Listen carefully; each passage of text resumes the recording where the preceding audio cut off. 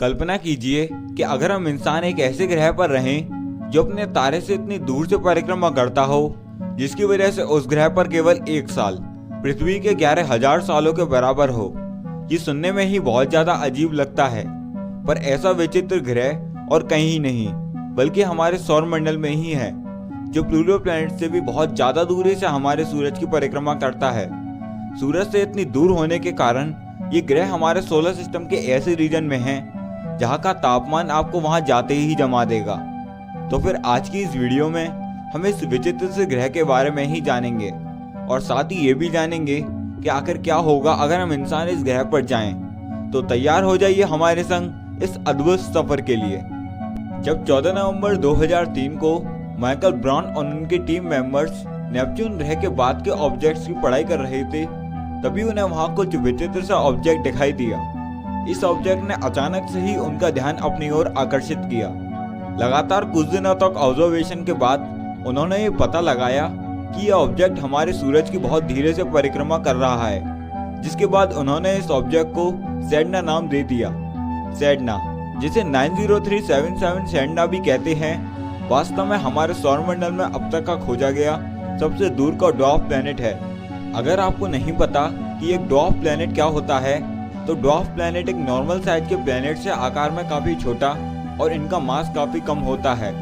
इनका आकार हमारी पृथ्वी के चांद से भी काफी छोटा हो सकता है, लेकिन इतना कम द्रव्यमान होने के बावजूद ये ग्रह किसी बड़े पिंड की परिक्रमा करने की बजाय हमारे सूरज की परिक्रमा करते हैं। अगर कोई ग्रह इन सभी स्थितियों का पालन करता है तो वैज्ञानिक उस ग्रह को एक ड्वार्फ प्लैनेट करार देते हैं।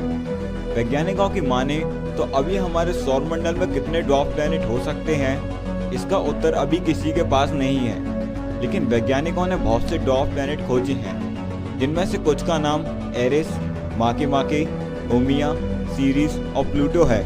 लेकिन हमारे सौरमंडल का सबसे दूर खोजा गया ड्वार्फ प्लैनेट सेडना ग्रह ही है, जो अक्सर वैज्ञानिकों को हैरानी में डाल देता है।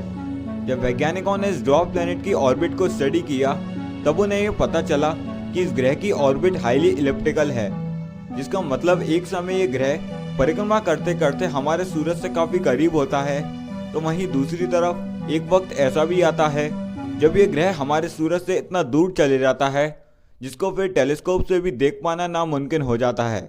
एक ग्रह की अपने तारे से इन दोनों ही पोजीशंस को पेरीहीलियन और एपीहीलियन भी कहते हैं।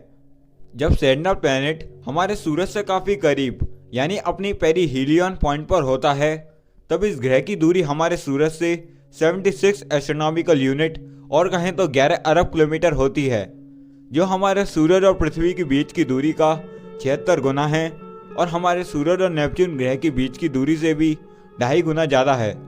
अपने पेरीहीलियन पॉइंट पर होने के बावजूद ये ग्रह हमसे इतना दूर होता है, यहाँ पर लाइट को भी इस ग्रह तक पहुँचने में लगभग 10 घंटों का समय लगता है। लेकिन जब सेडना हमारे सूरज से बहुत दूर यानी अपने एपीहीलियन पॉइंट पर होता है, जब इस ग्रह की दूरी हमारे सूरज से 937 एस्ट्रोनॉमिकल यूनिट और कहें तो 140 अरब किलोमीटर होती है, जो हमारे सूरज और पृथ्वी के बीच की दूरी से भी 937 गुना ज़्यादा है और हमारे सूरज और नेपच्यून ग्रह के बीच के डिस्टेंस का 31 टाइम्स है।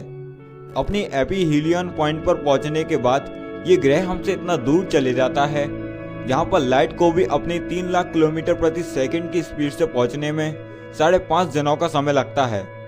पर अगर हम इंसान अपने आज तक के बनाए सबसे तेज स्पेसक्राफ्ट पार्कर सोलर प्रोब की 6,92,000 किलोमीटर प्रति घंटे की स्पीड से सेडना ग्रह की ओर जाने के लिए निकलते हैं, तो हमें इस ग्रह तक पहुंचने में 24 साल जितना समय लग जाएगा। सेडना ग्रह की इतनी बड़ी और हाईली इलिप्टिकल ऑर्बिट होने के कारण इस ग्रह को सूर्य की एक परिक्रमा करने में लगभग 11,400 सालों का समय लगता है।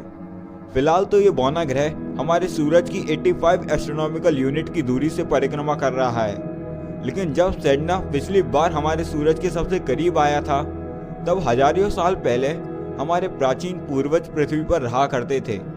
लेकिन जब आगे आने वाले समय में सेडना दोबारा हमारे सूरज के सबसे करीब आएगा, तब हमारी पृथ्वी पर 13,420 का साल चल रहा होगा।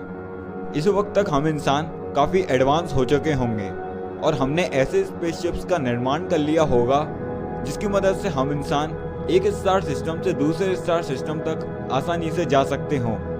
सेडना दिखने में एक लाल रंग का ग्रह है जो कुछ कुछ हमारे मंगल ग्रह की तरह दिखता है। अगर हम इस बौने ग्रह के आकार की बात करें तो आकार के मामले में इस बौने ग्रह का डायमीटर 995 किलोमीटर है, जो हमारे पृथ्वी के चांद से भी 3.5 गुना छोटा है। इतना छोटा होने के साथ साथ इस ग्रह का द्रव्यमान भी बहुत कम है। तो ऐसे में अगर आप इस ग्रह पर लैंड करते हो तो आपको इस ग्रह की ग्रेविटी बिल्कुल महसूस ही नहीं होगी और आप इस ग्रह पर उड़ने लगोगे। साथ ही जो चीज इस ग्रह को सबसे डरावना बना देती है वो है इस ग्रह का तापमान और इस ग्रह से दिखने वाला घनघोर अंधेरा। हमारे सूरज से इतनी दूर से परिक्रमा करने के कारण इस ग्रह का तापमान -240 डिग्री सेल्सियस है, जो वहां पर किसी भी चीज को जमा सकता है। और साथ ही इस ग्रह से हमारा सूरज रात के आसमान में एक छोटा सबसे चमकदार तारे की तरह दिखता है। जब वैज्ञानिकों ने स्पेक्ट्रोस्कोपी की मदद से इस ग्रह की सतह के कॉम्पोजिशन के बारे में पता लगाया तब उन्हें यह पता चला कि इस ग्रह पर मीथेन और नाइट्रोजन गैस से बनी बर्फ एग्जिस्ट करती है। वैज्ञानिक इस ग्रह के बारे में और सटीक तरह से जानने के लिए साल 2076 का इंतजार कर रहे हैं, जब ये ग्रह हमारे सूरज के सबसे करीब यानी अपने पेरिहीलियन पॉइंट के पास पहुंच जाएगा और वैज्ञानिक इस ग्रह के बारे में बहुत सी जानकारी इकट्ठी कर पाएंगे, जिसके जाने के बाद ये ग्रह वापस से 11,400 सालों के बाद सूरज के सबसे करीब आएगा। फिलहाल तो हम इंतजार के अलावा और कुछ नहीं कर सकते, क्योंकि ये सेडना ग्रह इतना छोटा और हमारे सूरज से बहुत दूर हमारे सोलर सिस्टम के इनर्ट ऑर्बिट क्लाउड में स्थित है, जहां पर घनघोर अंधेरा है। तो ऐसे में इतनी दूर से इस ग्रह को टेलीस्कोप की मदद से देखना बहुत मुश्किल है। बाकी हमारा ब्रह्मांड बहुत ज्यादा विशाल और रहस्यमयी है। सोचिए, हमारे सौरमंडल में ही एक ऐसी जगह है जहां पर हमारे अब तक के बने सबसे तेज स्पेसक्राफ्ट को पहुंचने में 24 सालों का समय लगता है। फिलहाल इस वीडियो में सिर्फ इतना ही। आपको ये वीडियो कैसा लगा प्लीज कमेंट करके जरूर बताइएगा और इस वीडियो को लाइक और अपने फ्रेंड्स और फैमिली के साथ जरूर शेयर कीजिएगा। आप हमारे चैनल को सब्सक्राइब करके नोटिफिकेशन बेल को जरूर ऑन कर लीजिएगा। मैं मिलता हूं आपसे नेक्स्ट वीडियो में, तब तक के लिए बाय। जय हिंद।